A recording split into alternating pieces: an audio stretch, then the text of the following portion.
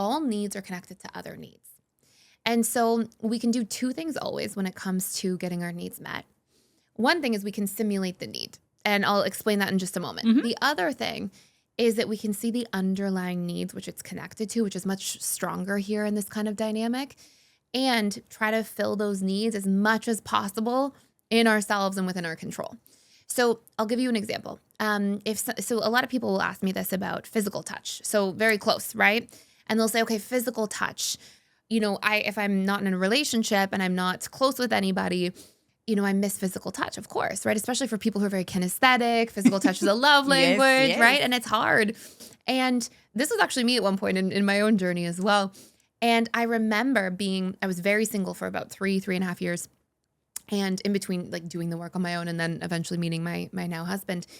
And I remember, hugging a friend that I would see and just like feeling so good that I got to hug somebody. You miss the physical touch. You're like, oh, and I was just similar to you. Like, I wasn't going to sleep with somebody. I wanted to be very like on my own. And I was trying to, make sure I was doing the work. And I was starting my practice at the time, my business, and busy. And so I was at this period of my life and I realized, okay, well, what is physical touch connected to for me? And for me, and I'll use myself as the example, it was comfort, because physical touch as a child, you're being comforted. These are our deepest, most unconscious programs, security, and connection. And so I was like, okay, so since I'm not getting it in physical touch, which I'm a physical touch person as well, that's a big love language for me. It's my second highest. I was like, how can I get this met in other forms? So I realized, okay, with people, connection, if I'm not getting it in touch, I have to be extra vulnerable with people. I have to practice sharing more openly. I have to practice asking deeper questions, feeling more emotionally connected to people and having that really satiated. And then I went into, okay, and same thing for comfort, for safety, for security, because those are other things that physical touch was related to. And so I really doubled down on regulating my nervous system. I would do things to simulate physical touch. Like I would go home and I would put on cozy pajamas after work and light candles. And I felt this comfort in my own home and wrap myself in blankets. And so you do things on one hand to simulate physical touch a little bit. So what the needs are, but more importantly, you're actually going to go into, okay, these are my deep needs that physical touch meets. That's why I like physical touch to begin with. And then I'm going to triple down on those. And it will never substitute. It won't be like, oh, now I don't even need physical touch again in my life. Like, it's not going to be like that. But I noticed that I went from yearning for it and really missing it, like actually feeling like, oh, I miss this and it was hard, into just noticing that I liked having a hug from somebody, just noticing that it was fun to have that interaction or to cuddle with my pets or, things like that. And so it made it so much easier. And it's almost like the same analogy as going into the gas station and your tank's halfway full. And it's like, oh, you just top it off. But if the gas station's closed, then you're okay. You can go to the next. It's not this, you're not coming from this space of lack or fear. Today, you are going to meet Carla. And Carla has a really burning question that I think so many people often relate to, but don't really know how to discuss or talk about. And it's this idea that if you get a lot of needs met around sex and intimacy in a relationship, and then don't want to be sleeping with somebody until you're in a romantic relationship, but currently are not in one, how do you get those needs met in other ways, especially if it's something you're really missing? So in today's episode, you're going to get to hear all of Carla's backstory. She has overcome so many incredible challenges in her life and really plugged into the work. So you hear the story of what she's been through. But then most importantly, at the end of this, we're going to dive into how to get your needs met around sex and intimacy by understanding other underlying needs they're connected to and recognizing where we may actually be starving for these things without realizing, so we can bridge that gap and finally get those needs met in other ways. My name is Carla. I'm from Atlanta, and I'm here to work about needs in intimacy when you are a single person like me. I love that. Thank you so much for being here. And it's such an important topic because a lot of people go through this struggle, and I think it's a really common thing. And, you mentioned a little bit before we started recording that, you're single, sex, intimacy is meaningful for you. Yes. But you want to really keep your standards and you don't want to just sleep with anybody. And so it's a really interesting sort of dilemma. So we'll get into a lot of that today. But before we do, can you just tell us a little bit about your backstory? Like what brought you here? What brought you to doing this work? Yes. So I was married for a little over 10 years. I have 3 kids with this person. Sadly, he cheated on me in the worst way. He is now married to this person. She used to be my friend. She was his boss's wife. So my kids knew her. So it was very, very ugly, to put it that way. Very. And not just that, after I found out that they were together, I also found out through her, through the same person, that he also cheated on me through pages like Ashley Madison and things like that when my kids were little, and I wasn't expecting that. I never thought that he would do something like that. So hard. And something so ugly because it wasn't okay. It was just one time. No, they were having a relationship behind my back. I confronted him, and there were so many lies, so many lies that at one point that it was so obvious. I remember telling him, listen, I love you so much that if you tell me that you're in love with this person, that's it. I will, move out. You can do your life, but just I need to know because this is killing me. Now, he was in the military, so you can do things like that. So he jeopardized his job and everything. He kept denying it. We finally caught him. It was sad because I was with the kids and so on and so on. Yes. So it was very, very ugly. So I Do you decided. mind if I ask just No. how you found out? Yes. So we were going to his father's house because he said that he was not feeling good, so he couldn't come home. And I was like, well, let's make breakfast for dad. Let's surprise him. He's not feeling well. Let's go all in the car. We made breakfast.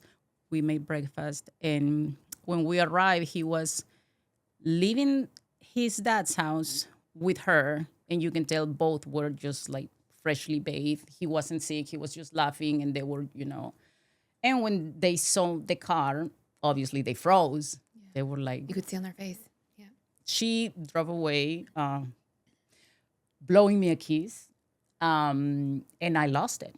I was like, that confirmed everything, like it was in a second, my whole world like fell apart. And yes, I reacted in a really bad way.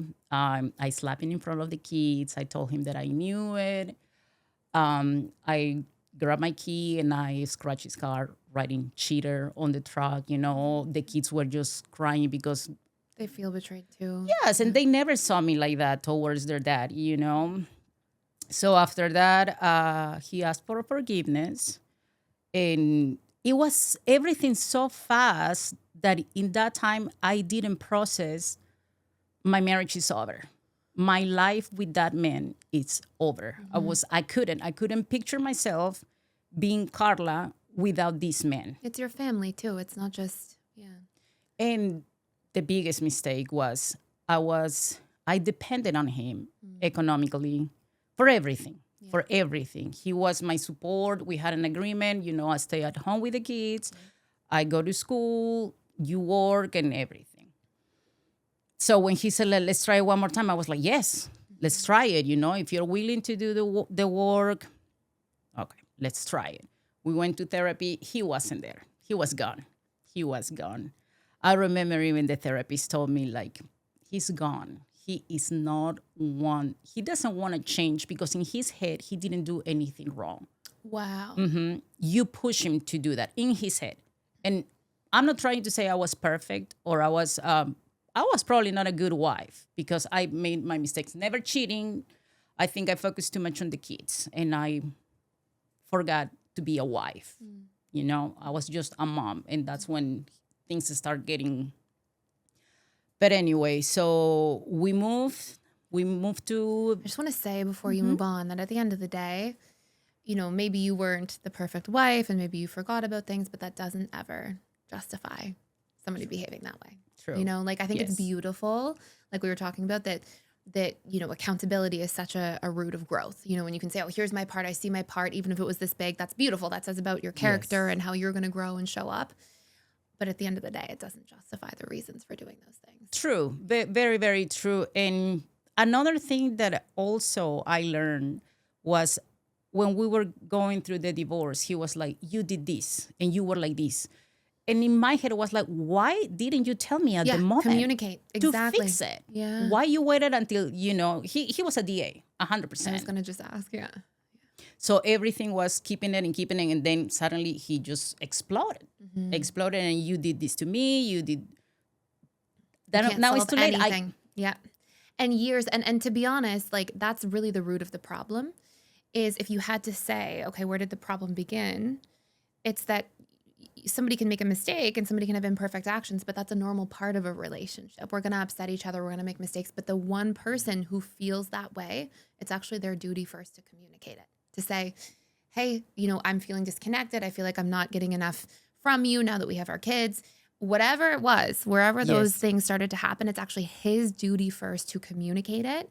And so if you look at we're looking at the accountability piece, everyone's going to make mistakes. Everybody's going to have challenges that they do or that they don't realize that they're affecting their partner or spouse. But when you don't communicate it, that person's in the wrong first. Then when the mistakes continue to happen and then you act out and rebel against the person by cheating or acting outside of the relationship, that's also the person's mistake, right? Obviously, it's a huge mistake. Yes. But it started with him and it kind of ended with him from the sounds of it. Yes. I mean, and, you can tell right from wrong. You knew that it was wrong. It wasn't one time. It wasn't two times. It wasn't three times. So that's one time. Yeah. When I was younger, I always thought I would never forgive an infidelity. Like never, ever. Until I was in that position that I was like, my kids. I mean, he is my life. I don't see myself growing up without him. Yeah. So it's like, and back to the communication, something that I want to teach my kids is to communicate, because he came from a house that they didn't talk about problems. Yeah. They didn't talk about sex. They didn't talk about personal things. It's like you keep everything to yourself. So now I see it. It was, like me getting undressed, like, oh, you have to cover. Like, why? This is my body, Like, I mean, I wasn't naked all over the house, but a lot of things were taboo for them. We don't talk about this. So I think if you can't talk about anything in a marriage, you can't solve any problems. And then long term, the problems just build and build, and you're on a one-track path to things getting really, really disrupted at some point. Yeah, and that's what happened. It's just how it is. Yeah. You did this, you did it. Why you didn't tell me at the moment? Yeah. But anyway, so we moved, and we moved to Virginia, packed everything from Georgia. We moved to Virginia, and he wasn't there. He was gone. He was like. And did you move to Virginia to get away from the? No, because of his job. Okay.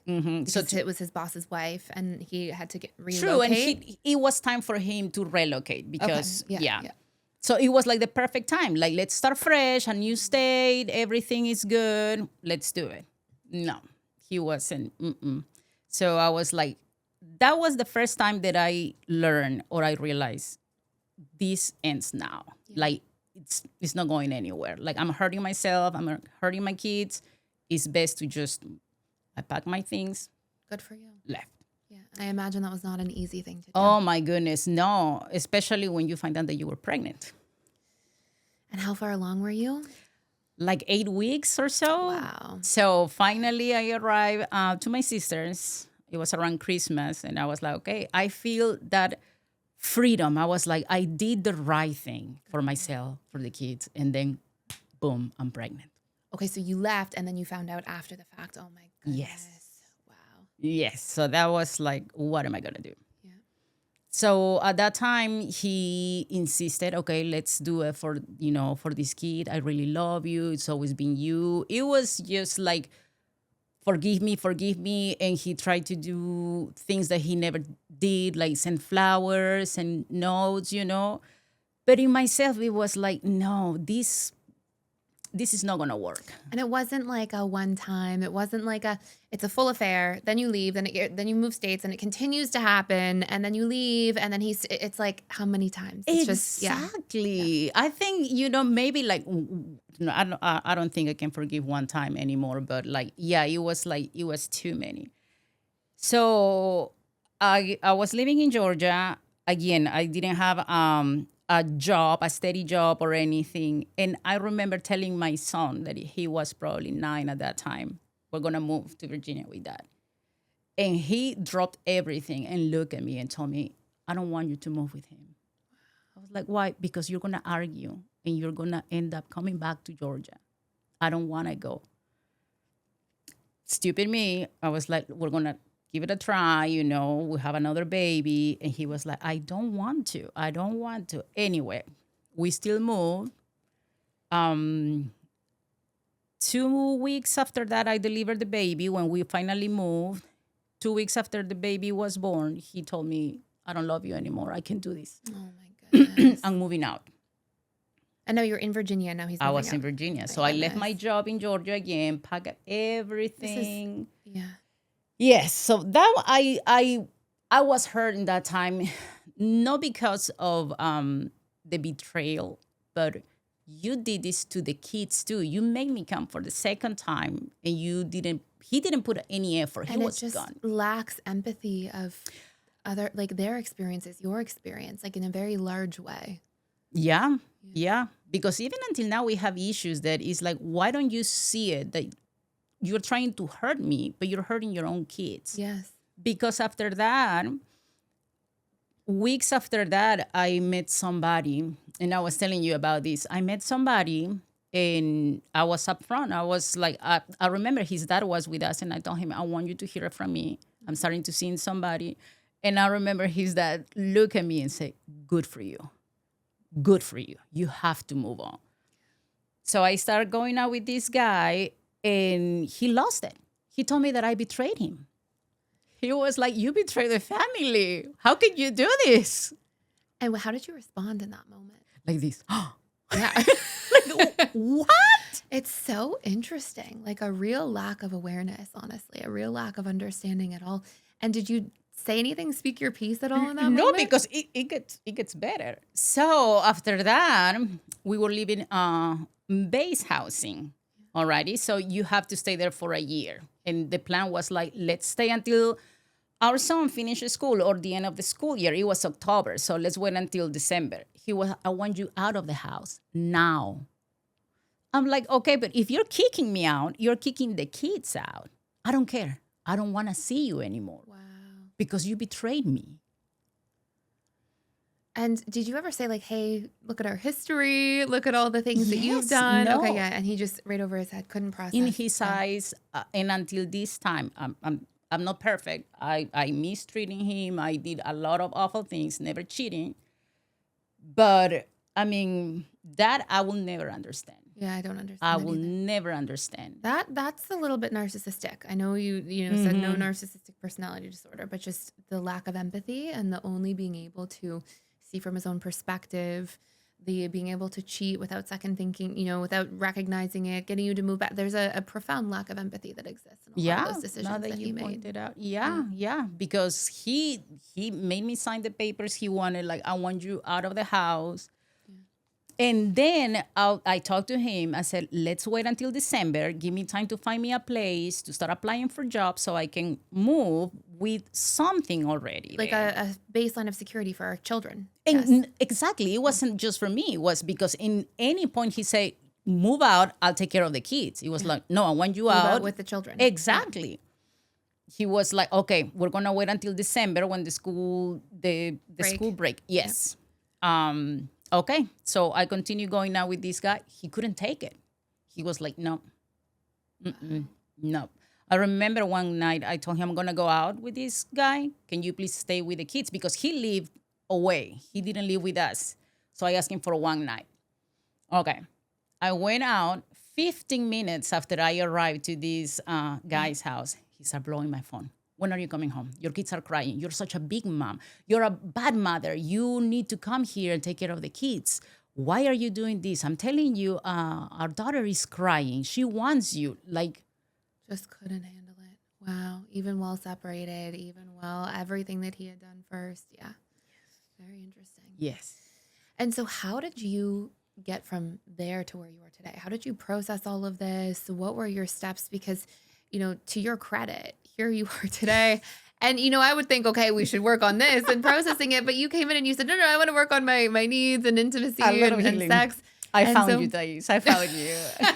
No, you did the work is what would have did. happened. But what was the timeline? How did you put the pieces back together? Where did you move? Like what happened between then and like congratulations on where you are today. Thank you. Yeah. I'm proud of myself for that. You should be. I think think sometimes, or in my case, I have to hit like rock bottom. Like I have to be down, because after that, it only got worse. I mean, all right, I'm moving. I can't take it anymore. I'm going back to Georgia. Okay, but you're not going to have access to money.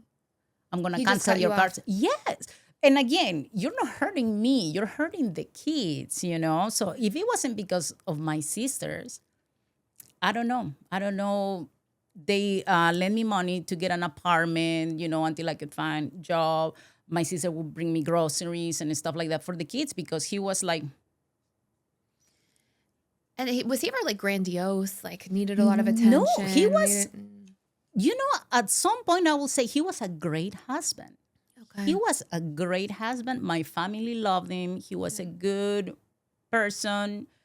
I don't know when everything started to change. It was like from my husband, we're going to grow old together, we have our issues, to this nasty different. person. Nasty person towards me, towards the kids. Because, yeah, I mean, cutting money, access to money, to me is like, that's straight to the kids. Right to the kids. Yeah. And it's, again, a profound lack of empathy for not just you, but a little bit for the kids as Yeah. well. And I want to be mindful about your kids and watching this. And, you know, Yes, they have their own absolutely. relationship with their Yes, father. But yes. just, yeah, I mean, that's a really profoundly unempathetic move to make. And, you know, the sad thing is, people that are on, let's say, on his side can say, oh, she's just playing the victim. She's just, you know, being nasty. But I will never, never, never forget what the judge said when we were getting divorced. And he told me, there is no law to make somebody a good father. Wow. That was to me like, wow. Because they see, right? They see when somebody's showing up that Proofs. way, and the stress and pressure that it puts on. And maybe he was just so blinded by his own stuff that he just couldn't see outside of it. But yeah, completely unacceptable. And I mean, the judge, so, you know, text messages, the money issues and everything. He was like, but Good. yeah. Yeah. And, Yeah. and amazing that you got through that.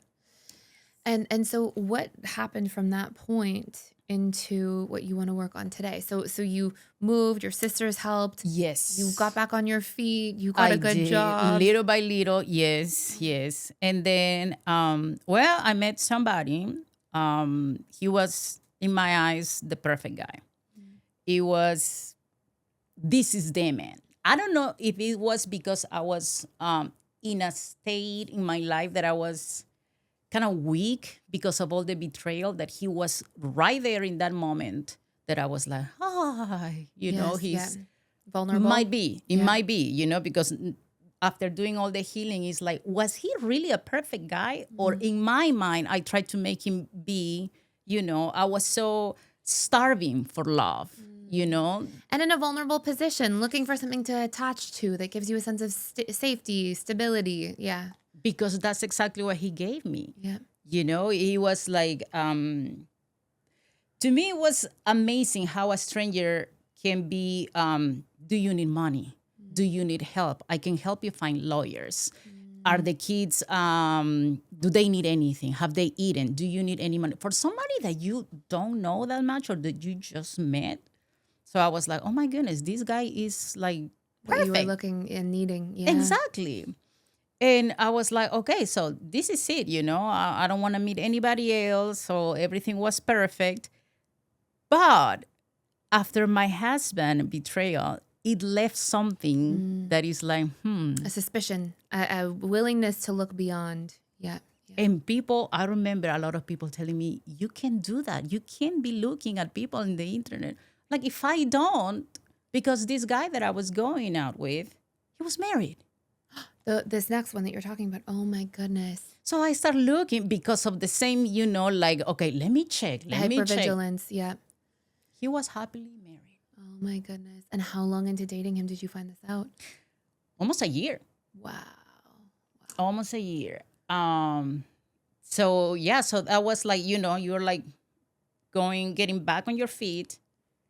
You know, this guy knows your wounds, know everything. And then does exactly the same thing. It's like, I can't trust anybody. Wow. It was awful. Yes, it was, because I went into depression. I couldn't function.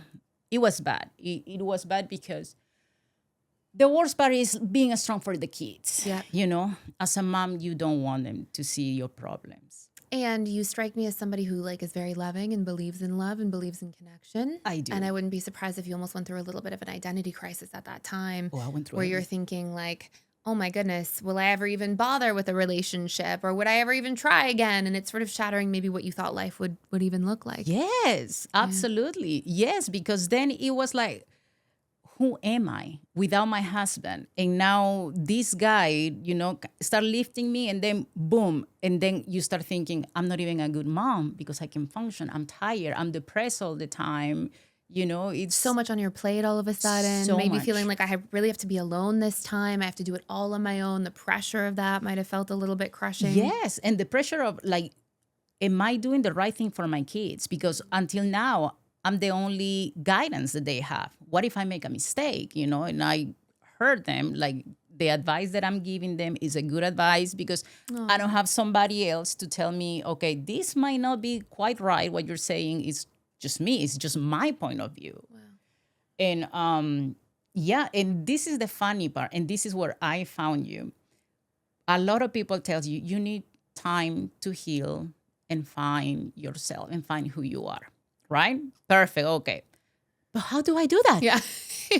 This is my bone to pick with the world. Time heals all wounds. No, time does not heal all wounds. What we do in time either heals our stuff or it doesn't. If we use time and find resources or tools or do the work, then yes. But otherwise we keep it and it stores subconsciously. You know this very well. Yeah. I remember I had a therapist and she kept saying that. And I said, okay, but how do I do that? Yeah. You just have to think about it. I'm like, okay, you're not helping me, okay? There is no tools. I mean, everybody that I knew, my family, friends, is like, find yourself, find who you are. Okay. And you're like, thank you very much. But how do you do that? How do you start, And that's when I start like my journey. Okay, how do I find myself, Best example, my needs. If you ask me like, you have needs, what are your needs? Oh, I know my needs. What are they? I need money. I need, but I didn't know exactly what what your needs actually were. Yeah. You knew your survival needs. You knew, okay, I need a roof over my head. I need to eat. I need some, Yes. Like, I need money. I need to provide for my kids. Yeah. But then when I was looking at your videos, it was like, okay, but what makes me happy? What makes me fulfilled? I'm like, my kids, but it was those answers that are like, no, what is, what exactly? There's a superficiality to that. Yes. Yeah. So when you want to talk to a partner and you want to say, okay, these are my needs, I was blank. I was like, what does that look like? Exactly. Yeah. I like going to the movies. It came to that point that it was like, what are you saying, And that's when I discovered, for example, that I have I always thought, and I think I heard this from you too. Oh, I like to travel. Yes, I have a need for, like novelty and certainty. Yeah. I don't. My need for comfort is way higher. Yeah. So every time that I travel with my kids, I couldn't understand, why do I get so stressed out? And it was like, I become, my body wants my bed, my house, my home, But so good for you. So you started finding and putting all these things together. Okay, so what was that timeline? Because I want to go into what you want to work on today, but it's so beautiful to see your backstory and everything you've overcome and everything you've been through. So what happened from that time where you start looking, you go through the second kind of crushing betrayal, and now you're like, I need to figure this out on my own. I'm not going to go to somebody else for support. No. It sounds like I'm going to really go inward this time, which honestly is as hard as that was, might have been a massive blessing in disguise, because it looks like that actually allowed you to go inwards. And sometimes trust does that. When we can't trust somebody else temporarily, as long as we work through the trust issues in the end, it forced us to be like, well, it better be me. It better be me that I learn to trust. It better be me that shows up for myself here. And it sometimes forces you into a relationship with yourself, which is clearly very much what happened. Yes, like you said, because the trust issues, I also had trust issues with myself, because I knew it after I did the work. If I had somebody a guy that just told me, "Oh, you're pretty," I'll be, marry me, to say it that way. So it was like, I didn't trust myself to be in a position to say, "You're not good for me, bye." So until I did all the work, and something that really, really helped me, and I thought it was so silly, was write things down. Because I was, okay, I know my boundaries. I know, okay, what are they? Let me think about it. No, until I wrote it down. I will never be with somebody that has a wife or in a relationship, and I start writing why. Because it's wrong. I've been through that pain. Now it was clear to me to hold that standard. Instead of like, well, it feels good. I mean, maybe he will change. I'm saying when I start dating, I don't know, guys that they weren't available or so on. So I was able to say like, no, this is not for me. Good for you. Yeah. Very clear. You felt into it. You were able to actually show up for yourself that way. And what was that time period between you doing the work and then getting to a place where you were feeling like, I can stand on my own. I have a job that I like. I've actually built a relationship to myself. What was that period there? I mean, it's funny because I say, or I think, you can never be 100%, secure, because I still get triggered, I still like have like the suspicion, but now it doesn't affect me to the point of, I'm going to look in the internet and see what I can find. It's like, if he cheats, he cheats, But it took me a while. I mean, it's not easy in the way that you really want. You really have to want to change. It's not like, oh, yeah, why everything happens to me? No, you have to plug in, especially when you've gone through real stuff. Like if you've, if you had like a little bit of, you saw your parents separate at a young age or some little things, you could probably get by doing a lot of communication work. But when you've been very deeply betrayed or wronged, when you was trusted and when it's crushed your reality a little bit, like you have to plug in and do the work. And I'm assuming you did the auto-suggestion, you worked through some core wounds. Yeah, good for you. Every morning, I'm good.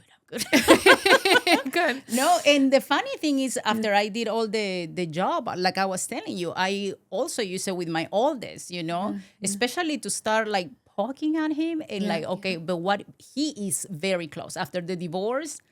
He is very close. He doesn't like talking about it. So to me, it was like, but tell being me. able to actually open him was your sort of exactly. And for our listeners, you and I know each other because you came in and you did our IAT training. So you became a certified coach, yes, I did. Certified relationship coach, plugged into the work, and that's what's you should be so proud because I say this a lot, but I really mean this, which is that it takes a special type of person to not give up on themselves in those moments. Because it's very easy when you're at kind of a rock bottom to go back to the next person again, who's going to lift you up, who's going to do it for you, because it's so hard.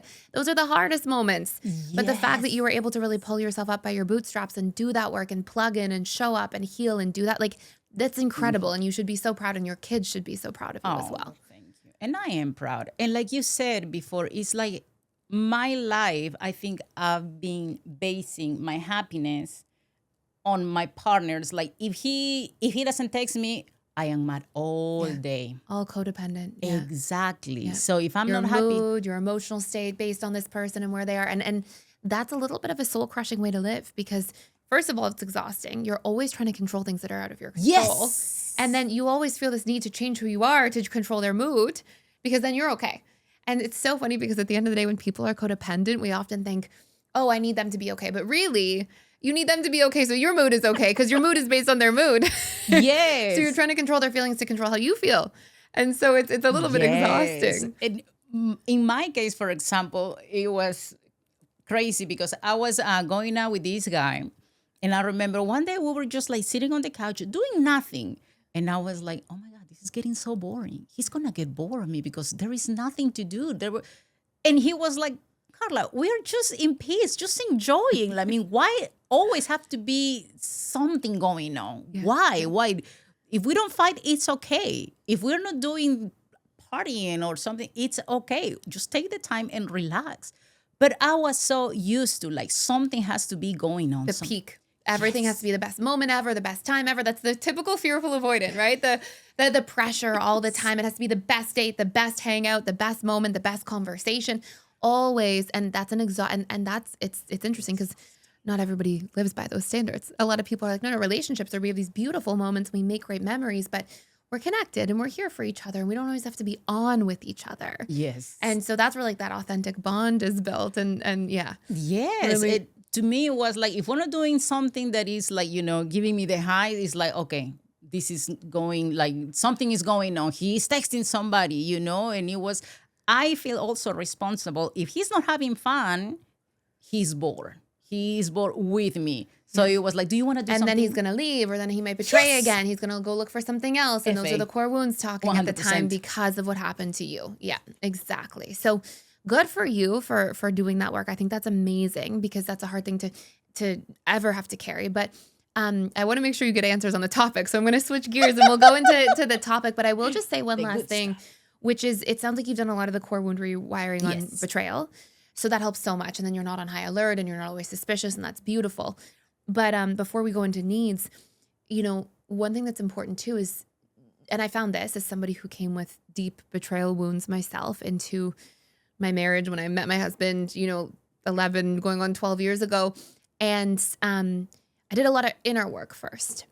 And, and I was a fearful avoidant and that. And I felt way better, kind of like where you're at right now. Like, oh, I can trust and felt way better, way less triggered. But so much of deep trust, like really deep trust, occurs in the repair after rupture when with the person.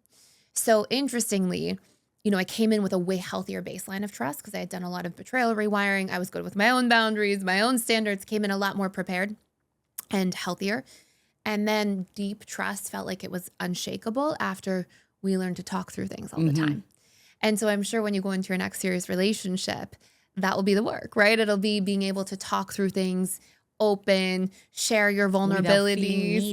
Yes, exactly. And when you see somebody show up and you're vetting them constantly and you see them show up time and time and time again, that's where that wound will heal, not 90%, but that sort of feeling of like 100%. You're not ever really thinking like that. And you'll be able to get to a point, and I really believe this, where you will sit there after working through things with somebody in a healthy way, and you will sit there and you will think, if there's ever a hard thing in this relationship, I trust that we'll get through it. If somebody goes through loss of a family member, if we go through, God forbid, he had to move somewhere for his job temporarily, you're apart for 3 months, whatever it would be, you will sit there and you'll go, oh, that will be hard. And I trust that we'll work through it. And you'll have faith in the relationship. And that last part comes from talking through things, being vulnerable, sharing what's coming up for you, seeing them respond, you doing that for that person too, like you have with your son, and being able to move those things together is what really, really causes that deep sense of trust to form all the way through. Yes, yeah. I agree. And I wish more parents knew all this, like Absolutely. Tell them to communicate that there is nothing wrong with that. Like I tell my kid, sometimes you're going to feel angry, sometimes and that's okay, but let's work through it. I'm not going to judge you. It's like, it's okay to feel that, but what are you doing with that anger? And I mean, it helps. It helps a lot. Beautiful that you're giving that to your kids too. Like imagine having that gift at 15. Yeah, right. Yes.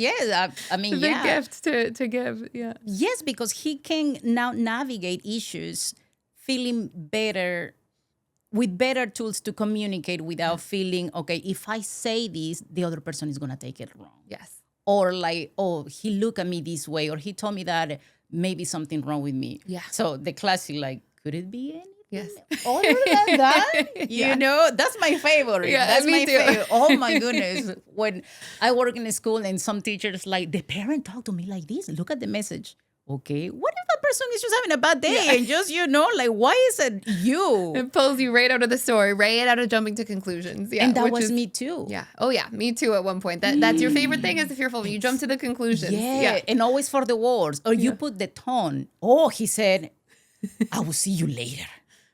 Wait, maybe it's just I will see you later. No, he's mad at me. He said that I will see you later. Or maybe he's driving, texting quick, or he's, he's busy. He's talking to somebody, texting fast. There's so many possibilities. Yes. See, I tend to text no. Yes. Not because I'm being mean or you're anything. Busy, you're quick. Yeah. Yes, it's practical, And my son at one point like, wow, you're cold. Why are you texting your friend like that? I'm like, she's asking me a yes or no question, so I'm doing yes or no question. She knows me. She's not going to get mad. It's the same for you. You know, if a friend says yes, no.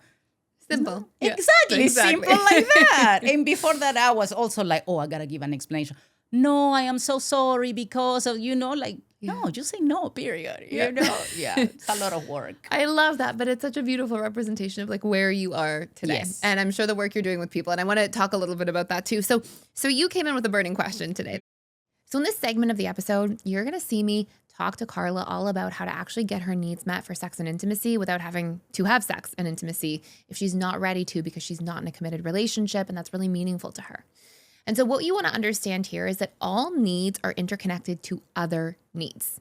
For example, if you get physical touch as a child and you really care about that physical touch need as an adult, well, the reason you like physical touch is because it meets the needs for safety, for comfort, and for connection. And so what you're going to see me break down is the fact that that actually happens in the exact same form when it comes to sex and intimacy. And for sex and intimacy, it can actually mean different things to different people. For example, one person may love that around sex and intimacy, it feels like it's romantic and vulnerable and connecting. Another person may really focus on the fact that sex and intimacy for them makes them feel wanted and sexy and attractive and validated.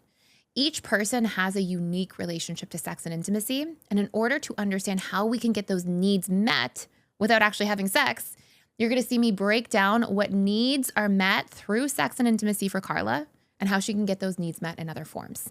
And one of the most important things that you want to really clock into here is the fact that you'll see the things that we yearn for the most are usually things that are deeply missing in our lives. So your burning question was, you are single.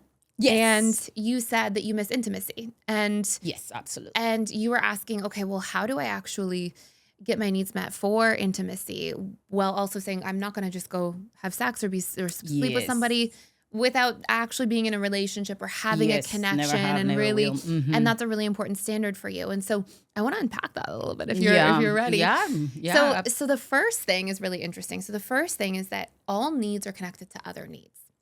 And so we can do two things always when it comes to getting our needs met.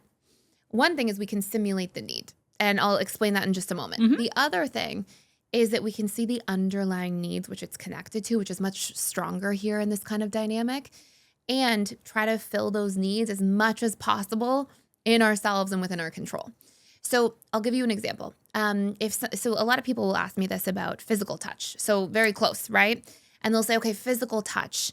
If I'm not in a relationship and I'm not close with anybody, I miss physical touch, of course, right? Especially for people who are very kinesthetic. Physical touch is a love language, yes. Right? And it's hard. And this was actually me at one point in my own journey as well.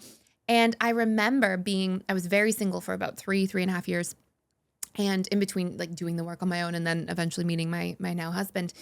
And I remember, hugging a friend that I would see and just like, feeling so good that I got to hug somebody. You miss the physical touch. You're like, oh, and I was just similar to you. Like, I wasn't going to sleep with somebody. I wanted to be very like on my own. And I was trying to, make sure I was doing the work. And I was starting my practice at the time, my business, and busy. And so I was at this period of my life and I realized, okay, well, what is physical touch connected to for me? And for me, and I'll use myself as the example, it was comfort, because physical touch as a child, you're being comforted. These are our deepest, most unconscious programs. Yeah. Security and connection.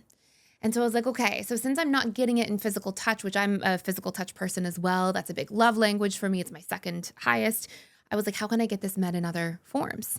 So I realized, okay, with people, connection, if I'm not getting it in touch, I have to be extra vulnerable with people. I have to practice sharing more openly. I have to practice asking deeper questions, feeling more emotionally connected to people and having that really satiated. And then I went into, okay, and same thing for comfort, for safety, for security, because those are other things that physical touch was related to. And so I really doubled down on regulating my nervous system. I would do things to simulate physical touch. Like I would go home and I would put on cozy pajamas after work and light candles. And I felt this comfort in my own home and wrap myself in blankets. And so you do things on one hand to simulate physical touch a little bit. So what the needs are, but more importantly, you're actually going to go into, okay, these are my deep needs that physical touch meets. That's why I like physical touch to begin with. And then I'm going to triple down on those. And it will never substitute. It won't be like, oh, now I don't even need physical touch I got in my life. Like, it's not going to be like that. But I noticed that I went from yearning for it and really missing it, like actually feeling like, oh, I miss this and it was hard, into just noticing that I liked having a hug from somebody, just noticing that it was fun to have that interaction or to cuddle with my pets or, things like that. And so it made it so much easier. And it's almost like the same analogy as going into the gas station and your tank's halfway full. And it's like, oh, you just top it off. But if the gas station's closed, then you're okay. You can go to the next. It's not this, you're not coming from this space of lack or fear. So what I want to go into with you under that example is, what does sex and intimacy mean to you? And what other needs? See how physical touch for me was comfort, safety, connection. For you, sex is going to be something. And I can give some suggestions, and then we're going to unpack those needs and we're going to come up with updated ways you can get those needs met in other forms. I would say validation. Beautiful. There you go. See, this is already a great one. Yeah. Yes. I need Excellent. like that validation. I don't know, maybe, something that you can get without being in a relationship also is like the feeling beautiful, Feeling wanted. Yes, nailed it. Yeah. There we go. Yes. Which is a basic need for so many people. Like not whatever basic human needs, but it's a tertiary But common nobody need. talks about it. Yes, of course. Yeah. Everything is like, no, we don't talk about it. Like, no. Like when I say, for example, like talking to close friends and I said, okay, what are your needs, And like I say, for example, I have a high need for sex. Yeah. They're like, oh my goodness, like, no, that's like, Meanwhile, like we came into the world to like eat, sleep, go to the bathroom and reproduce. It's like our basic. Yeah, because people then imagine, okay, so she must be like sleeping with a lot of guys. It's like, no, you are missing the concept, It's like the connection of being with somebody, validated, feeling beautiful, being with somebody that you love and things like that. Yeah. But people don't talk about it. Yes, absolutely. It's like, and then people suffer in silence who feel this. Yeah, absolutely. So you said a couple other really important things in there too. You said intimacy, so the actual feeling of closeness to somebody. Yes. To just, I don't know, like just to the let go, and just be in like a present state, like a flow state a little bit. Yes, and not so much in control, just to, maybe it's because that's how I being my relationship, just to, let surrender a little bit. There we go. Yes. Yeah, there you go. Yes. And there's something too, and I'm curious if just by the way you're speaking about it, oftentimes, like sometimes after you have sex with somebody and after intimacy, you just kind of sit there and you get to be with the person. And there's this time of just sort of before you get up and go back and do things in the world, sometimes you get this like space with that person to just be, just to sort of exist. The chilling part. Yeah, like there is no worry in the war. Yes, and the way you were saying it reminded me of that. Is that sort of the feeling absolutely. of just sort of being present with somebody? Yes. Okay, yes. Like now that you said that, like when then, this is so funny. After that, and you might even like, okay, go shower together, not in a sexual way, but just like, having fun. Just there. Yes. Yeah. Okay, so there you go. You said something really important too, like sort of this fun. There's a little bit of, you know what else is in there in a big way? Is there's a little bit of like lightness. Yeah. Like, and it usually for our single mothers, That's you go to work, you come back, the pressure, you got so much on your plate. You're always going, you're always having to do so many things. Control. Yes. Everything falls on me. Everything. Yes. But in sex, it's like, that's the only time that I just can let go. Yes. Yeah. Because, I'm responsible for kids. I can't lose my job. I need to do this and I need to do that. But then in sex, it's like, maybe it's like my exit, my way out. Time out for a second. Yeah. So there's a little bit of fun and there's a little bit of like lightness. And is there any like need for, you've got a lot of needs in here. No, you must really miss sex. Usually you get like 3 or 4. We've got like a lot in here. Oh, goodness. Is there any like playfulness? Yes. Okay. I mean, because again, see, sex has to be fun. People tend to imagine sex, it's dirty. A lot of the shaming, conditioning. Like when I talk to my son, he's like, no, I can hear you. Like, son, we gotta talk. I don't want you to find nasty things in the internet. Yes. Yeah. which is that's not about it, Or a healthy representation of what healthy intimacy is. Pornography Absolutely. and things like that I'm Yeah. like totally like, no, that's a massive And no. I cannot agree more. I'm sorry I have to interrupt. Just like if we don't educate children in a healthy way, just speak openly, talk a little bit, Yes. then their education comes from porn. That's what The sex friend is. of a friend of a friend of a friend, Yeah. like it might not even, be true. And that's the problem that I have with my ex-husband. In the house, they never talk about Yeah, it. it's very hard. So sex for us, was like, he was, I believe, like my second man. Maybe too much information, but No, And for him also, I think he had like one girlfriend before me, or maybe two. So we were very like, we didn't have a clue what we were doing. So sex wasn't until I met somebody else. And it was like, okay, it blew my mind. I was like, oh, so this is what everybody was talking about. This is what we've been missing. This is what I'm missing the whole time. Yeah. So that's when I started like exploring, not in a dirty way, not like, no, it was just something beautiful. To me, it was like beautiful, and that's a need too. It's like a need for beauty in that connection. Yeah. Yeah. See, it's a lot of people tend to see it like that. Like, okay, like in sex, or like when I talk to couples and, the guy tries to bring like in bed and the woman like, shh, we don't talk about this. Like, it's okay. You have to talk. I'm not asking you to give me like explicit details, it's just like what is lacking. What do you need in that moment? Yeah. Because before that, I didn't even know what I need. And so there's a bonding for you in it through communication as well. Everything. Yeah.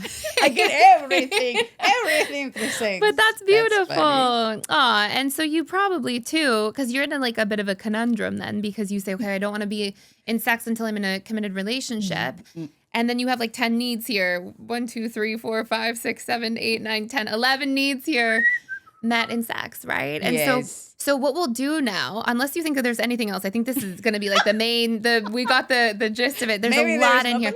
These are probably the big ones. Is there anything else that comes to mind that it maybe a little bit of novelty at all in there, or exploration? Yes, because it's always new, something, yeah. Yeah. Okay, so there you go. So a little bit of novelty. I don't want to think anymore. At this part, you're going to see now we have collected Carla's major needs. And there's a lot of needs here. Generally, we yearn for something more the more needs it's actually connected to. And most importantly, you're going to see that some of these needs are actually ranking really low in terms of actually being met in Carla's life on a daily basis. So we're going to plug into these low-ranking needs that she's really missing. We're going to come up with healthier, updated ways to get these needs met that still protect her boundaries of not having sex outside of an intimate, committed relationship. And I would encourage you to do the same work at home. In the description box down below, you'll see a sheet that you can actually access. This is from our Discover, Embrace, and Fulfill Your Personal Needs course that will help you identify exactly what your needs are and score them from 1 to 10 so you can see what you might be missing and how this connects to you personally. If you want to check out this course fully for free for 7 days, you can check out a free trial to the Personal Development School down below, and you can go through this yourself firsthand. So what we're going to do now with this information, okay, is we're going to go through just these needs. Alrighty. And we're going to score how strongly these needs are met without sex in your life. And you're going to see a correlation. The ones that are lower met, you're going to see if we have one way of getting all these needs met and it's sex, and sex is taken away, then we ache for all of these needs that we're not getting met in different forms. Do you see? Yes. And so what we're going to do is we're going to come up with these things, and then we're going to come up with updated ways to get these needs met. Just like the analogy I gave around physical touch. Mm-hmm. When I practiced being more vulnerable, I connected more. Then I didn't miss the touch as much. I was still getting the connection met, just in a different form. Mm-hmm. Okay, so we're going to come up with new forms to get the needs met. Something that I do want to add before I forget is a lot of people think, okay, you have the need for sex, then just get a toy, Yeah. But that's not what I'm referring to. No, what does that have to do with all these things? Exactly. Yeah. But a lot of people think, okay, how do you suit that need? Okay, just get a toy or something. But it's not that. It's all, like you say, all those needs behind that people don't talk about. Exactly. So there's a part, and I didn't even think to put this in here because it's like almost so obvious, but there's a part of sex that's pleasure. Right? Of course, yeah. But again, that's a way you can get a need in a different form until you're ready to be with somebody who you feel like that actual trusted connection with. I love that you said that too, by the way, because it's a lack of understanding what sex really is, right? It's making it superficial again. Yeah. Yes. So from 1 to 10 in your life, how strong is the first need you brought out here, Matt, for validation? How much do you feel validated in your life? Like right now, like in my life, or through sex? No, separate from sex. We're going to see how much you're missing these things. All now. right. Yeah. I will give it a 5. A 5. Okay, good. How much do you feel wanted? So feeling like you. A 2. Okay. There you go, 2. And how much do you feel intimacy, like that sort of real deep closeness to somebody, even in like an 1. emotional way? Okay. So Yeah, I mean, yeah. I've been single for almost 8 years. Yeah. So, okay. And we're going to come up with good ways to get these met in healthy forms. Dun, dun. Surrender. How much do you feel like you have? Yeah. A 0. Yeah. I knew that one was going to be -2. Okay. How much do you feel like you have a sense of presence in your life where you're just present, you can be, you're not always in doing mode? 3. Okay, good. That'll be a good one to improve. How much do you feel like you have a sense of fun in your life? I will give it a 6. That's good. Yeah. Yeah, I feel yeah, like we that's have your little kids, so it's personality. You bring fun. that with you a little bit too. Yeah. And what about a sense of lightness in your life? Ooh, a 4. A 4. Yeah. Okay. Yeah. Everything's kind of serious. Yeah. Playfulness. Well, in what sense though? Because I try to see the good side of everything. Yeah. So playfulness will be things like you go home and you play with your kids. You can Okay. laugh. You can be playful. Alrighty. You can make jokes. You can poke fun. You 7. I'll can. give Yeah, it a that one might be 7. pretty good. Yeah. Your personality again. You strike me as that. Like you have a fun time easily, which is beautiful. Beauty. A sense of beauty in your life. Either you feel beautiful. You feel beautiful connection. 4. Okay. And we just have a couple more. Communication, like deep communication. 2. 2. And novelty. 2. 2. And pleasure. 1. Okay. And pleasure can be things, by the way, right? And we'll work from the bottom up. Pleasure. Let's start with pleasure. So pleasure doesn't have to be sexual pleasure, right? So now what we're going to do is we're going to come up with ways to get these needs met. Some of them you're okay. Like playfulness was pretty good. Validation, you can do a little work on. Some of these like surrender, having the pressure off. Yes. Intimacy, like that sense of closeness. Those are like you're starving for that. Yes. And so no wonder, and not to put you on the spot here, and we can always leave this part out, but like you probably think about sex a lot because you probably, you're thinking about, there's all these needs you're starving for. And when we don't get them met in the present, our mind either goes into fantasies of the future or memories of the past because we're trying so hard to get some sort of connection to the needs. And like the movies where you have like the romantic connection. Totally. The 50 Shades of Grey. And like... You're like, let me watch one of those right now. in the plane bag. There you go. And that's exactly what happens. Okay, this is actually a really good topic for you because you're so, like, a lot of these needs you really are missing. So now we're going to do the good part that's going to help solve the problems, okay? So the first one is pleasure. So what would bring you? Okay, so I want you to imagine without you've got a lot of responsibilities in your life. You're a single mother of 3, you work full time, you're busy. So let's step outside of that for a second. If there are things that you do that actually bring you pleasure in your life. So it could be things like taking a bubble bath, going for a nice dinner, things that are actual, like make you feel a sense of enjoyment with your life, with what you're doing. What comes to mind? I do enjoy working out. I do a lot of Pilates. I feel that that's something that I need to do because I love. It makes me feel better afterwards. It kind of like good endorphins. And yes, and the stress, after a busy day, a lot of issues, like you just like, yep, you get to like, finally. And I realize if I don't work out, I get cranky. Yep. My kids still like go to the gym. That's a good way to regulate. Yeah. Yes, I do. It's like like little kids. When they don't sleep, they get angry. I'm the same way. Like if I don't work out, I feel I have so much going on. I gotta remind myself. Okay, you gotta, because I'm all day like. Yes. Absolutely. Yeah. That's something that I enjoy. No, it's not something that I have to do it because I'm fat. No, it's like I actually like going and sweating and. Yeah. But other than that, but this is where you probably want to look for things you can install. So things that you can like small little habits or strategies. Like you take yourself to a nice dinner once a week, or you go lay outside in the sunshine, and like something that gives you a sense of pleasure. Yeah. Enjoy. Think of it as enjoyment. And this is gonna sound like really cheesy, but I enjoy the time with my kids. No, that's beautiful. But it's not the same. It's like it feels a different void, like Yes. because It fills the void of like a little bit of presence, like attunement, a little bit of, intimacy or closeness, maybe a little bit of playfulness. I would say yeah. the playfulness more than With your anything, kids. because I mean that's what we do. But another thing that brings me pleasure. So not something that brings you pleasure, something we can start doing to get you some more pleasure. Okay. Because what's going to happen is when you go up on these needs, like pleasure, you ranked at 1. So when you start getting things like habits that you can try, and you may not know right away, you may not have ever prioritized your own Exactly. enjoyments in life because you haven't had a chance. Like right now, yeah. Exactly. So what you can do is say, okay, I'm going to try these things, and you're going to carve out a little bit of time, maybe once a week, to practice these things that are going to meet these needs. And so we're going to come up with ideas, and you're going to test them and try them on.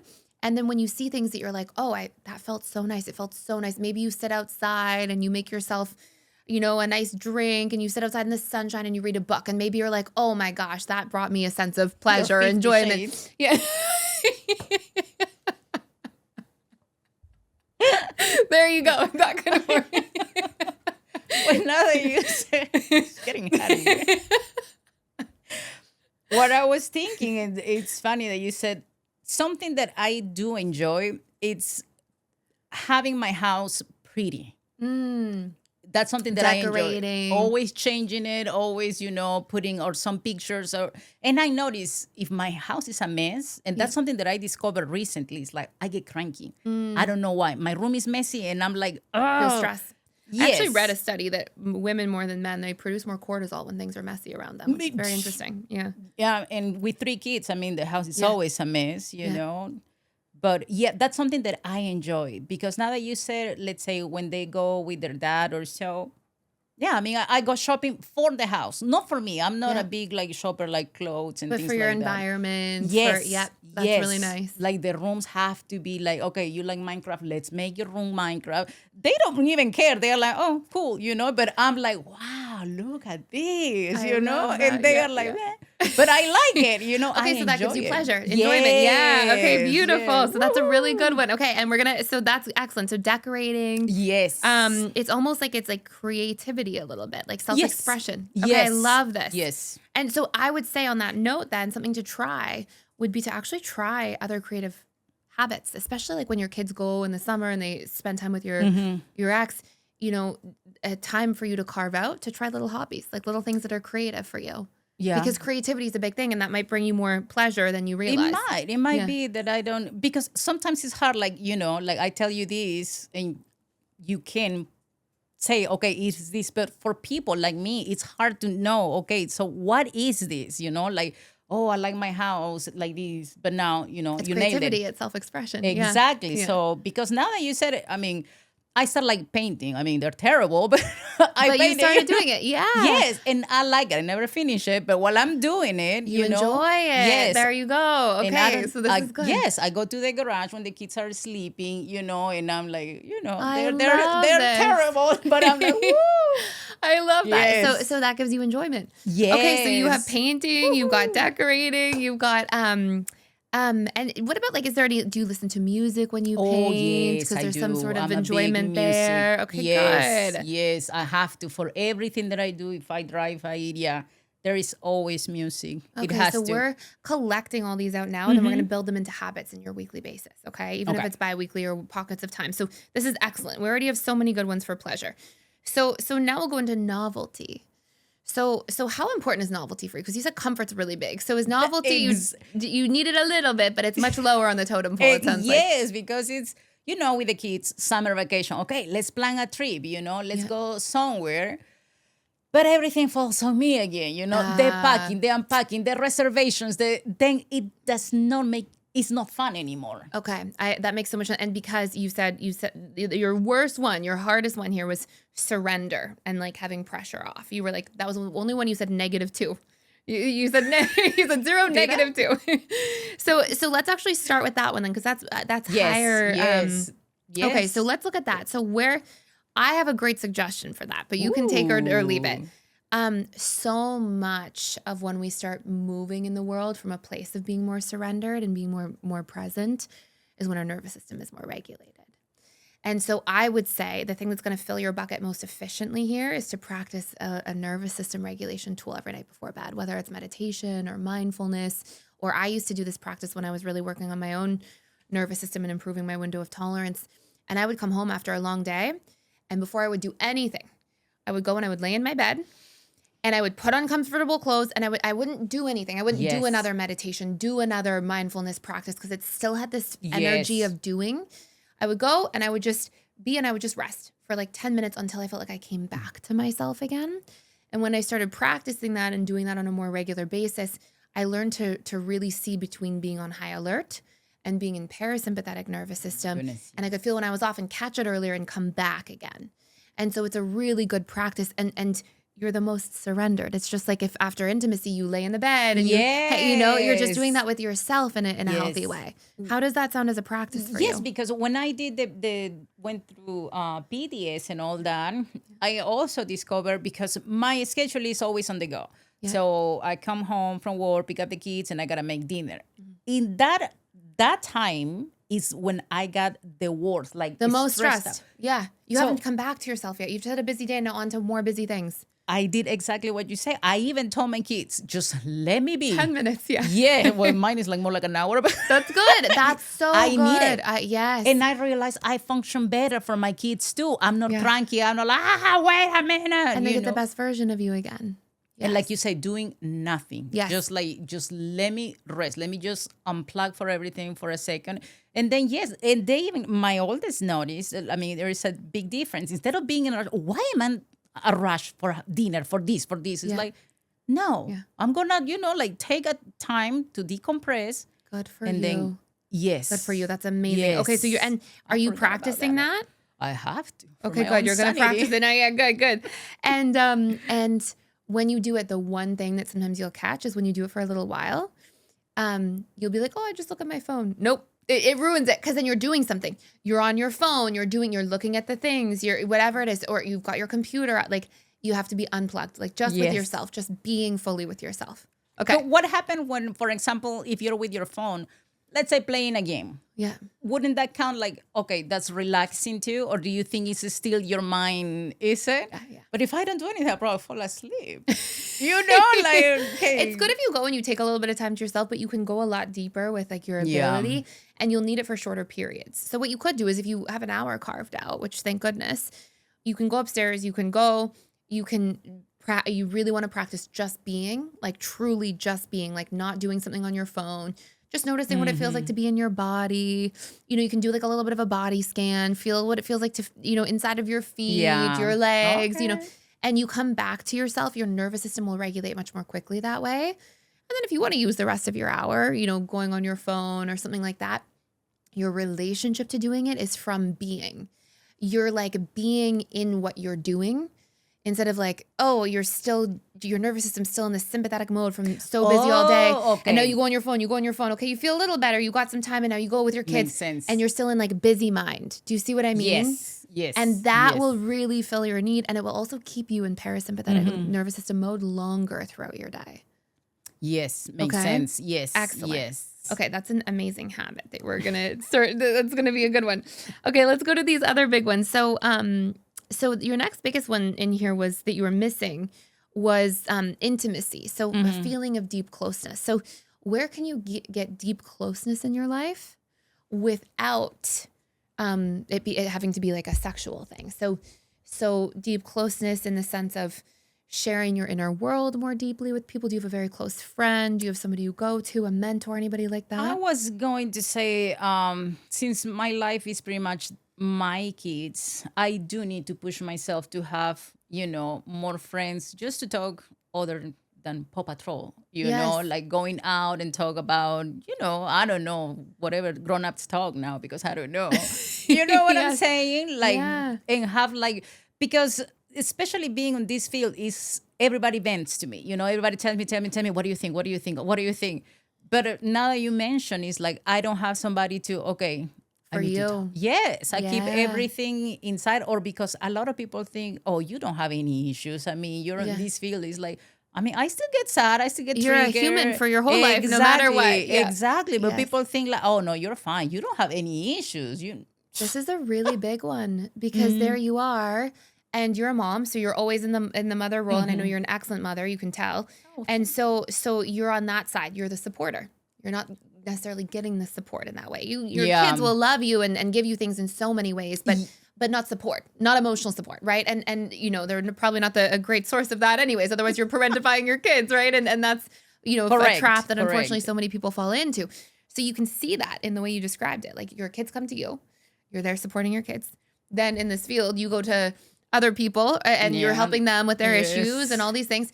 And now here we are, and it's like, well, what about you? Where is that? And so you need to either carve out a time, something you do once every couple of weeks, you see a friend, you develop a close bond with somebody that you can really share your inner world with, and it may take time, but building it will be so important. Or see somebody as well that you can go to for support, so that, and it's very common in the field for people to do that, but you would pick one of those things so that you feel like there's somebody you can go to and that sees you and hears you. That's actually a good point, because see, I didn't even think about it. Like, everybody's like, okay, you, but then it's like, I think I'm used to, that's my current state, it's like, okay, just keep it. I handle myself. And you've got good tools and you work through it, but like, if you don't have that person to go to and share with, and and even I'll tell you in my space, like I go to my husband with everything. If I have something that happens, I get advice. Hey, what do you think about this? And so if I didn't have that, I would absolutely go. I would build it because you have to. We need that as human beings. Exactly, and that's what I like. What I miss the most. It's not like I don't want to go to my kid and, hey, what do you think about Paw Patrol this season? It's like the grown-up stuff. Like, hey, I have this issue at work. You know what happened this time? And we always need to bounce ideas with somebody. We always need that. Yes, I am so used to just,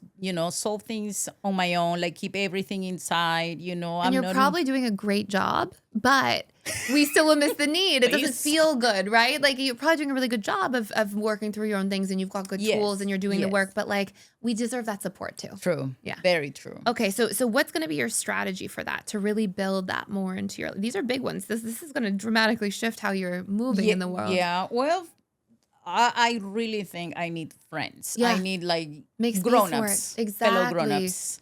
And people that like are, you've got a lot to offer in a friendship. You're very deep, you're very aware. So you need somebody who's going to be a friend who can match you there. So you want to take the time to really vet that. Hard. That's hard, because a lot of people, I am not good with like, that small talk. What my neighbor or my neighbor did, like, like so a lot of people are like that. So I'm more like, no, tell me what you're going through, how is your relationship with your husband? That's the way I am. And I think that's when people tend to open up. Yes. And then it's like, okay, bye, Carla, I can't talk anymore, And you have to practice inserting yourself too sometimes, because you'll probably fall into the trap if it's so easy for you to ask the questions and get somebody else, right? So you have to make sure that you remember to take up space too. And you say, oh, this is happening in my life. Oh, this is going on. And you want to practice also keeping yourself accountable to share, so that people can see you and can be there for you. Now that you say that, I did have a core one about that. Like, people won't care about my issues. Like I always listen. But when I wanted to say, it's like, nah, they are not going to care. Oh, no, and then you that's shut not down and don't Yes. Yeah. But I also work through, like I say, I have sisters that are close to me. And, if I do have something like really, really important, I will go to them, like. But you're not doing the day today. No. Only in an emergency do I get to have needs. Yes. Nobody knows that I'm here, for example. Nobody knows that I'm in Canada. So then he's going to be like, what? Yeah. Just popped out to Canada. Yeah, later, what you're doing? Oh, here in Toronto.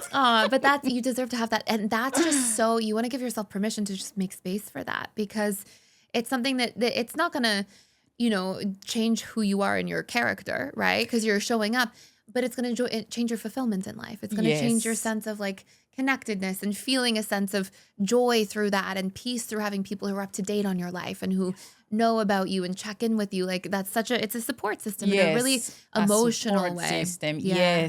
Yes. Okay, this is huge.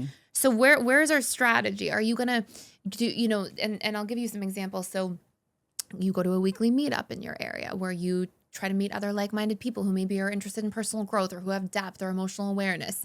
It could be a once a month thing you do. It could be, that you go to Pilates, like you said, or yoga class, and you try to connect with people after more and talk to them.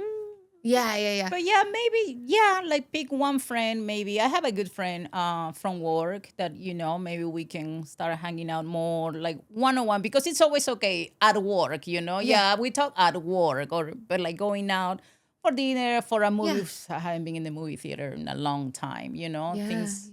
Yeah, yeah. So that I sense need of to push myself. yeah, and even if you do something like once a week or once a month, just building that, and then you talk Yes. on the phone sometimes, and you've got that there, just that will enrich your feeling Yes. of life a lot Yeah, and differently. especially now that I don't have the fear, oh, that friend is gonna betray me, Then she's Yes. just gonna stop talking to me, or she's Aw, being like yeah. that's a hard. So, and that was maybe keeping you from wanting to build friends before. Yeah, good for Yep, you that you yep. worked through that. That's amazing, amazing. Okay, so I love that. So your friend from work, you already have somebody you like, so that's great. That makes it easy. That's wonderful. And then let's pick a couple of other big ones because there's some other big ones in here. So, fun was pretty good. Playfulness is pretty good. You said you get a lot of that with your kids. Communication was low and feeling wanted. So I want to do See, those two. the communication is the thing. Like they are not gonna care, or like I was just saying, like nobody in my family. I think nobody told them like, hey, I'm going to Toronto, like super quick. Just my kids, because that's my center. But I mean, they're kids, So, but yeah, I mean, I think I have to work on that, because I miss the good for you. Like, I'm pretty sure if I tell my sisters, hey, I'm going to go meet Thais and everything, they're going to be happy, Excited right? for Like, you, yeah, ask you good, about it, check in instead with of like, you. why do I keep everything to myself? I need Yeah. to work on that. Yeah, that's true. That's true. I was very much I relate to so many of the things you're saying because I had big betrayal when I was much younger, and then was very like really kept to myself for a couple of years, really got into doing the work. And it was really good for me to originally have space and just focus on me, like in my spare time and personal growth and all these things. It was really healing. But similar to what we talked about rebuilding trust, Mm-hmm. I realized as well that I didn't feel cared about deeply That's the until I word. shared myself with people more, because people can't care about you deeply if you don't tell them anything about yourself. True, very true. They just connect you on a surface because you're only giving your surface version of yourself to them. You're meeting all their needs. You're getting the deep version of them because you're drawing it out and you're asking them questions. But until you say like, this is what's going on in my life, this is what's going on in my mind, my heart, and you practice that vulnerability, you're kind of in a place where your recipe of how you're working and moving is for one-way connection, where it's always about the other person and you set yourself up for that and you tee it up for that. And then you probably feel sometimes tired of because yeah. because then you're on for the person Yes. instead of it being in like reciprocity. So it's sometimes an act of healing for yourself to practice sharing and doing exposure work and Yes. keep sharing and share the details and tell people things. And you'll be shocked at how much just like trust comes all the way through. Connection feels different. Like you feel like, oh, people really care about me. Like I care about them. But you only let them if you allow them to see you. True. That's very true. Yeah. Like you say, it's very superficial, like I don't go into details about my life and, I'm going through this. Like I need to work on that. And you keep yourself alone a little bit when you Oh do that. yeah. And especially because I like being in my house. Yeah. My need for comfort is like, leave me alone. I don't want to go anywhere. And it's hard when you're busy. Like it's hard because when you're a single parent and you're doing all these things, it's not easy.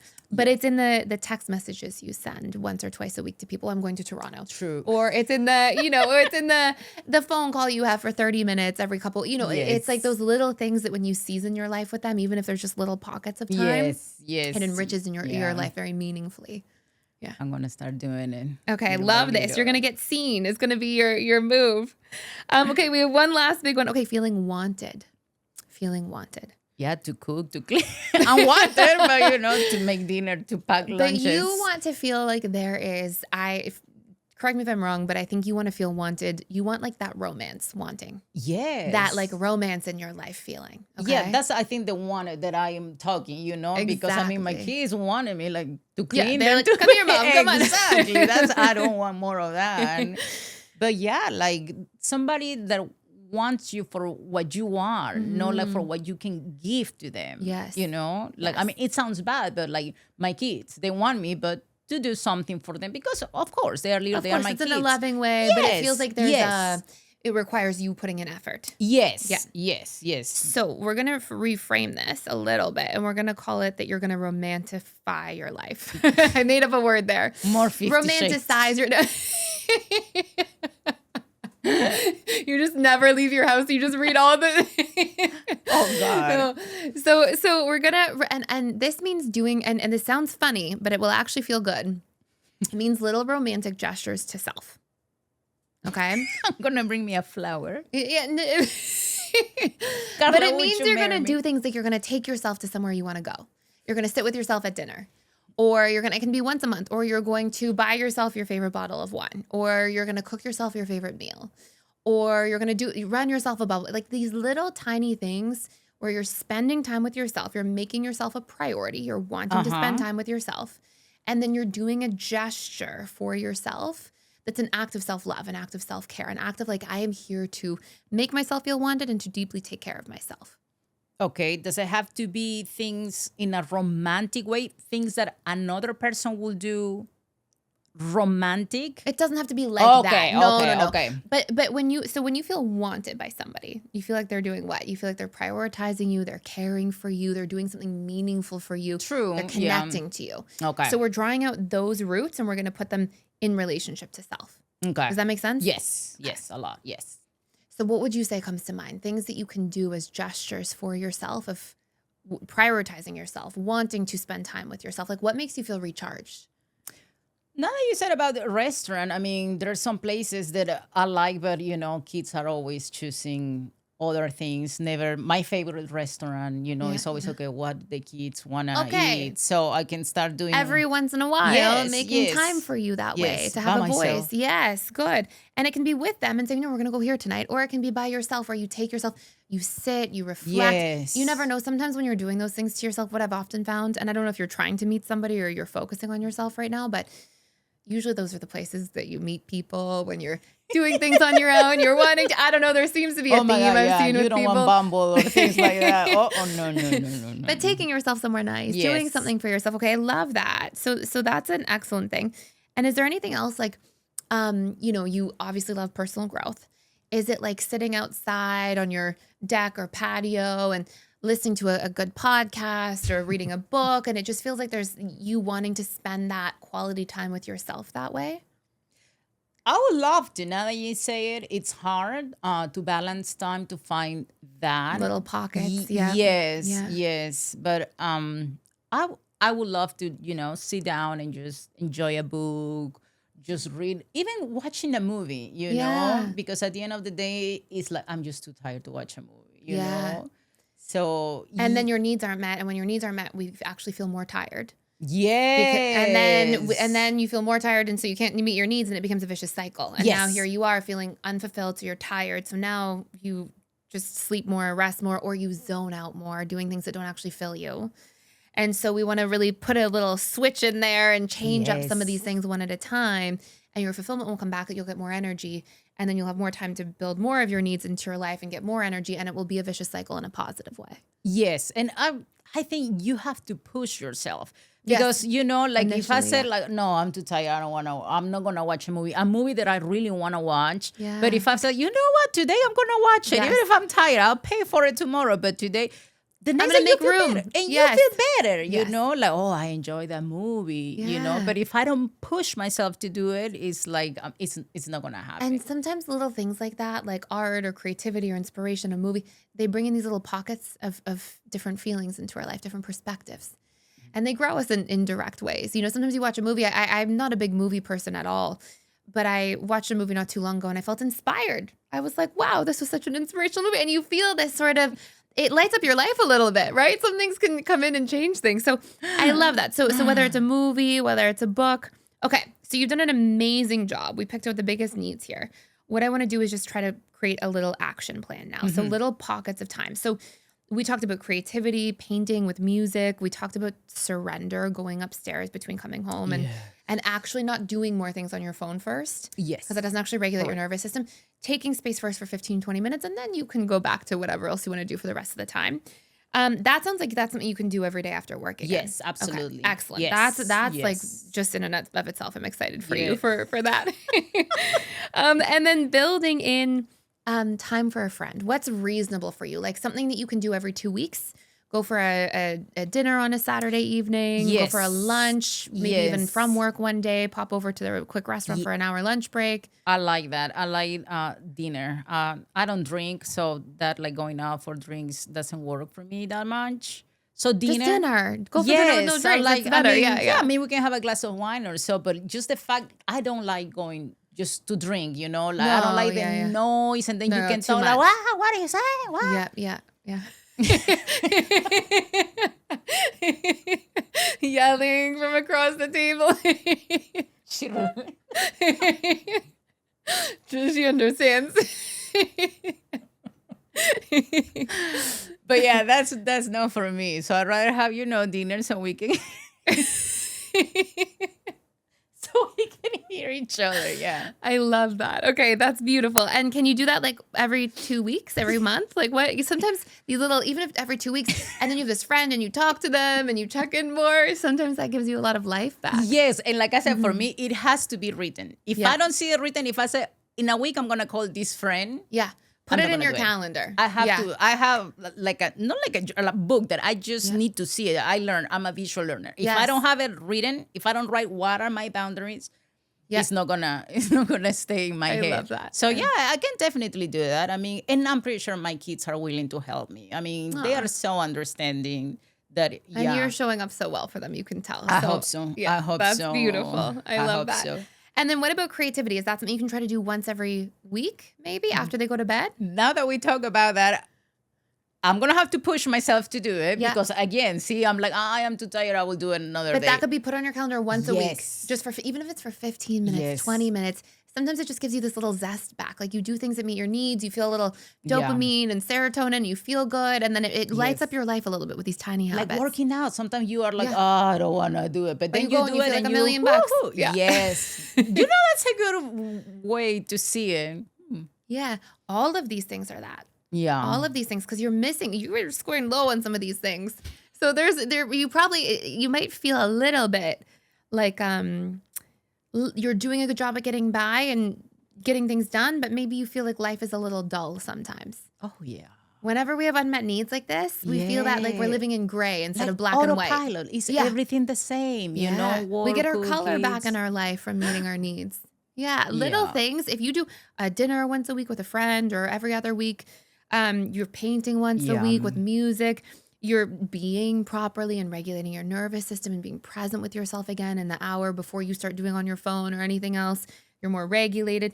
Then you're actually getting seen. You're sharing yourself and your relationships with your sisters, your kids. You're sharing more openly with new friends. Like you'll start to feel like you're getting all these needs met, and life will feel more empowering and exciting, and like you're living in color again. And this comes from meeting your needs. And I think the key, like you said, is actually do it, because some people say, no, I'm too tired. I'm just going to go to sleep. Then it's not going to work that way, right? You have to actually. I am like religious about this. I am like, I will meet my needs. And if it means that like I ran on less sleep, I'm going to meet my needs. Because then you feel like you're in a good mood. All right. Yeah, you feel happy. And you get a little bit of a spark back. When our needs are not met, then you're just so in like the duty and the responsibility and the getting things done, and you can do well there, but then you're surviving through life. You're existing through life. Exactly. That's a way to describe it. You're just surviving, but you're not enjoying your life. You are not like present. You're just thinking, tomorrow I gotta go to work. I gotta cook. I gotta do this. Check it off. And it's like, where's the joy in your life that way? Yeah. That's beautiful. Yeah. Okay, so we have one last one. And we talked about this, the romance, the making yourself feel wanted by having these little pockets of time. Is there anything you can do on like the Sunday afternoon you watch a movie? Or on the Sunday afternoon you take yourself to outside and read a book, or something where you get the sense of prioritizing time to yourself with little activities like that. I can do the painting. I can, like going out. Because the setup is really nice. I can open the garage. You can see everything outside. Oh, that's beautiful. Yeah. So I think it's everything. It's not the painting. It's just, the music, the nature, the painting, the creativity. You see the neighbor. Hi, Yeah. You know what I'm saying? And then you can tell them something about yourself instead of just... Instead of just getting there. Look like that's connected. Yeah. But these things will bring joy back into your life again, and it'll go a really long way. I just have to push myself to Yeah, do small it. things, small things. Carla's biggest takeaway and insight from today that's so important for anybody who may relate to this at home is oftentimes we think that we're really starving for something more at the surface level, like sex or intimacy, which of course is a really important and natural part of life. But when we have something that's a barrier where Carla doesn't want to do that until she's in a committed relationship, well, then we can have this roundabout way of finding our needs that are connected to sex, that are really underneath there, and then understanding where we might be lacking those needs and coming up with new strategies to meet those needs in healthier forms. And it brings the color back into our life. It allows us to feel more joy, more fulfillment. And whenever we are really yearning for something, oftentimes there's a lot of golden nuggets in there to discover. And so if this is you and something you're going through at home, where you miss something in your life, if it's sex, if it's physical touch, if it's any sort of connection, I encourage you to do what Carla and I just did, which is look at what other needs is this connected to, even rating yourself from 1 to 10 in terms of where you're really missing specific needs, and then coming up with updated ways to get these needs met, and will really transform your life and allow you to feel so much more joy and fulfillment once again. You've done an amazing job, and I want you to tell everybody where they can, what you're up to and where they can learn about you. And you have overcome so much, and you have, my favorite thing to see is when somebody's been through so much and they've come through the other side. Like you overcame your betrayal wounds, all of these really, really traumatic events that you went through, and the fact that you showed up and now you're being the most incredible mother, and that you're in a place where you've healed and come such a long way, and now you work with other people and help them through similar circumstances, and you get it just so deeply, is very beautiful. So I want you to tell people, I'm going to give this sheet for you to take home. So you've got some habits that you can put into your calendar. So it's written down so you can stick to them and you can update me.